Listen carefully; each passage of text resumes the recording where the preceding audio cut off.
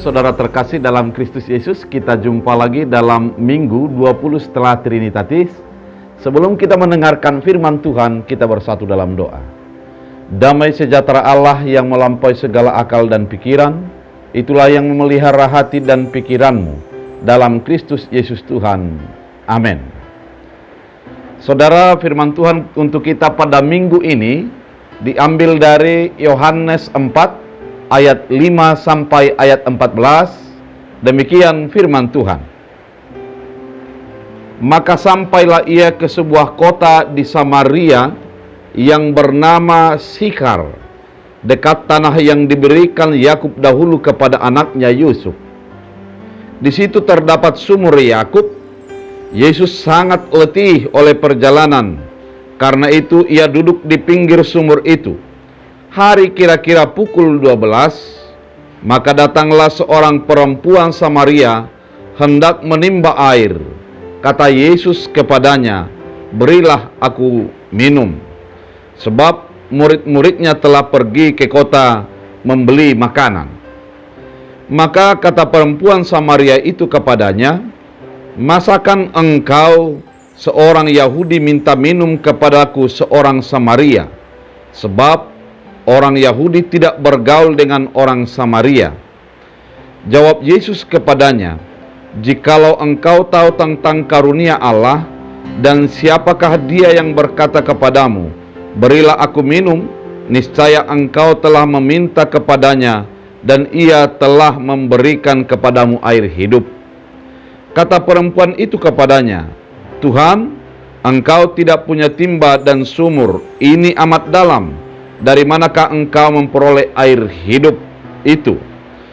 Adakah engkau lebih besar daripada bapa kami Yakub, yang memberikan sumur ini kepada kami, dan yang telah minum sendiri dari dalamnya, ia serta anak-anaknya dan ternaknya?" Jawab Yesus kepadanya, "Barang siapa minum air ini, ia akan haus lagi. Tetapi barang siapa minum air yang akan kuberikan kepadanya, ia tidak akan haus untuk selama-lamanya. Sebaliknya, air yang akan kuberikan kepadanya akan menjadi air di dalam dirinya, yang terus memancar sampai kepada hidup yang kekal." Demikian firman Tuhan. Saudara terkasih dalam Kristus Yesus, pada hari ini kita akan mendengarkan firman Tuhan dengan tema air kehidupan. Air kehidupan. Dengan ketika Yesus berbicara di sebuah sumur yang berada di Samaria yang bertepatan di Sikhar. Sesungguhnya orang Israel, orang Yahudi tidak memiliki kedekatan ataupun mereka bermusuhan antara Yahudi dengan orang Samaria. Oleh karena kenajisannya, orang Yahudi biasanya yang aturannya dari sebuah tempat ke tempat di mana di ke Galilea, dari Judea ke Galilea, ada jalan pintas yang memakan waktu sekitar 3 hari, namun banyak umum orang menggunakan menjadi berjalan keliling dengan sampai kepada 6 hari. Keadaan ini oleh karena orang Yahudi menganggap orang Samaria itu adalah najis, dan mereka itu tidak memiliki hubungan emosional lagi. Dan oleh karena kenajisan itu, banyak orang tidak mau berjumpa dengan bangsa ataupun orang-orang Samaria. Namun pada firman ini, Yesus sedang duduk di pinggir sebuah sumur yang diwaruskan oleh Yakub kepada keturunannya. Dan ketika Yesus berada di situ tepat pada sekitar jam 12, maka datanglah seorang perempuan Samaria. Perempuan Samaria yang akan mengambil air. Kemudian Yesus mengatakan, "Berikanlah aku air." Kenapa demikian ungkapan Yesus? Karena memang dibutuhkan timba untuk mengambil air dari sumur tersebut agar bisa diminum. Kemudian perempuan Samaria itu dengan sebuah ungkapan Dia mengatakan, maka perempuan Samaria itu berkata kepadanya, masakan engkau seorang Yahudi minta minum kepada aku seorang Samaria? Dia betul-betul mengetahui jarak yang mereka miliki. Perempuan Samaria itu betul-betul menyadari bagaimana pandangan orang Yahudi kepada dirinya adalah seorang yang najis, yang tidak bisa untuk saling menolong, bahkan tidak bisa untuk saling memberi dan tegur sapa.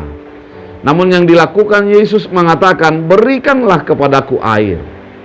Ungkapan ini sebuah ungkapan percakapan konseling, percakapan yang dinyatakan melalui konteks yang terjadi, sehingga melalui konteks itu orang yang berbicara memahami lebih dalam tentang dirinya dan tentang spiritualitas yang bergejolak di dalam hatinya. Kemudian dalam ayat 11, engkau tidak punya timba dan sumur, ini amat dalam, dari manakah engkau memperoleh air hidup? Ketika Yesus mengatakan pada ayat 10, aku adalah, jawab Yesus, jika engkau tahu tentang karunia Allah, siapa dia yang berkata kepadamu, beri aku minum, niscaya engkau telah meminta kepadanya, dan ialah memberikan kepadamu air hidup. Artinya, Yesus menawarkan dirinya adalah sebagai air hidup. Air hidup artinya air yang menjadi sumber kehidupan itu sendiri. Di dalam banyak ayat-ayat dalam Alkitab menerangkan tentang air, dan memang secara unsur-unsur ciptaan ini sebanyak mengandung air di dalamnya. Kalau kita melihat kepada udara, di sana ada unsur air. Kalau kita melihat kepada tanah, di sana juga ada unsur air. Kalau kita melihat bahwa volume bumi ini dikelilingi oleh lebih banyak air daripada daratan. Artinya, air merupakan sesuatu yang sangat penting di dalam kehidupan manusia. Oleh karena itu, ketika Yesus mengatakan, aku adalah air hidup, adalah air yang memberikan kehidupan. Karena ada juga air yang menjadikan pencemaran dan menjadi penyakit dan kematian. Namun Yesus mengatakan, aku adalah air hidup. Saudara terkasih dalam Kristus Yesus, mengenal tentang air hidup dimulai daripada kepengenalan kepada Kristus Yesus. Pengenalan kepada air hidup adalah diawali daripada pengenalan siapa Yesus yang menawarkan sebagai air hidup tersebut. Saudara, mungkin kehidupan kita penuh dengan kegersangan, namun Yesus menawarkan adalah, aku adalah air hidup. Maka yang dibutuhkan adalah pengenalan terhadap Yesus Kristus sebagai sumber kehidupan itu sendiri. Saudara terkasih, pada firman Tuhan pada saat ini dilanjutkan dengan bagaimana upaya pengenalan itu. Dalam ayat 13, ayat 12 dikatakan, adakah engkau lebih besar daripada bapa kami Yakub yang memberikan sumur ini kepada kami? Perempuan Samaria itu mencoba memahami Yesus pertamanya adalah dari segi historisnya, dari segi historis kebudayaan yang mereka miliki. Apakah memang karena air yang diberikan oleh Yakub itu menjadi membutuhi kehidupan mereka, membutuhi kehidupan daripada ternak tentang air? Apakah Yesus lebih besar daripada itu? Itu yang mau ditanyakan oleh perempuan Samaria. Ya, jawab Yesus kepadanya, barang siapa minum air ini, ia akan haus lagi. Siapa minum air yang ada di dunia ini, dia akan haus lagi. Artinya, air yang ada itu memiliki keterbatasan-keterbatasan. Apabila kita meminum air ketika kita haus, suatu saat akan haus lagi. Karena memang kebutuhan akan air itu begitu penting. Dan manusia akan menjadi cepat untuk menjadi kehabisan tenaga ketika kehabisan air daripada kekurangan makanan. Saudara terkasih dalam Kristus Yesus, pada ayat 14 dikatakan oleh firman Tuhan, Tetapi barang siapa minum air yang akan kuberikan kepadanya, ia tidak akan haus untuk selama-lamanya. Sebaliknya, air yang akan kuberikan kepadanya akan menjadi mata air dalam dirinya yang terus-menerus memancar sampai kepada hidup yang kekal. Artinya, Yesus menyatakan sumur yang ada itu akan terbatas. Namun ketika Yesus sudah menjadi air hidup itu ada di dalam diri seorang perempuan Samaria, itu akan memancar terus-menerus, memberikan kesegaran bagi kehidupannya. Dia akan melihat kenyamanan, kesegaran, kebugaran yang ditawarkan oleh Yesus di dalam kehidupannya. Saudara terkasih dalam Kristus Yesus, pada firman Tuhan pada saat ini menyatakan tentang Yesus adalah air kehidupan. Air kehidupan. Artinya, air yang ada di dunia ini memiliki keterbatasan-keterbatasan, meskipun fungsinya banyak. Kalau kita mengetahui fungsi air begitu banyak, bisa menghidupi ikan di air, bisa menghidupi burung di udara, bisa menghidupi segala ternak, namun dia akan terbatas. Keterbatasannya tidak akan bisa untuk melanjutkan kepada kehidupan itu sendiri. Air yang begitu penting ini juga bisa dimanfaatkan berbagai teknologi, mulai daripada energi listrik, energi pembangkit, energi diesel dan lain sebagainya itu menggunakan banyak air, namun juga terbatas. Dia akan menjadi kehabisan tenaganya ketika air tidak ada lagi. Namun Yesus itu adalah air kehidupan yang menjamin kepada kehidupan itu sendiri. Apa yang dimaksud dengan air kehidupan? Ketika kita menerima Yesus dan menjadikan Yesus menjadi bagian daripada kehidupan kita, memang dalam kehidupan ini ada kegersangan pikiran, kegersangan perasaan, pergersangan hidup dalam menjalani kehidupan ini. Umpamanya saudara terkasih dalam Kristus Yesus, betapa gersang spiritualitas orang ketika mendengarkan kematian oleh karena sebuah virus. Ada sebuah ketakutan yang mendasar bagi kehidupan banyak orang akan kematian itu sendiri. Betapa gersang kehidupan seseorang ketika dia dihadapkan dengan kebangkrutan, dihadapkan dengan penderitaan kehidupan, kita akan menjerit dan memohon kepada Tuhan, memohon agar kita dapat pertolongan. Namun ketika kita mendapatkan air hidup, yaitu Yesus itu sendiri, di tengah-tengah kegersangan akan ada kesegaran batin dalam kehidupan kita. Artinya Yesus mampu untuk memberikan kesuburan di tengah-tengah kegersangan. Yesus mampu memberikan kesejukan di tengah-tengah teriknya persoalan kehidupan. Saudara terkasih dalam Kristus Yesus, perempuan Samaria itu memiliki kegersangan. Karena apa?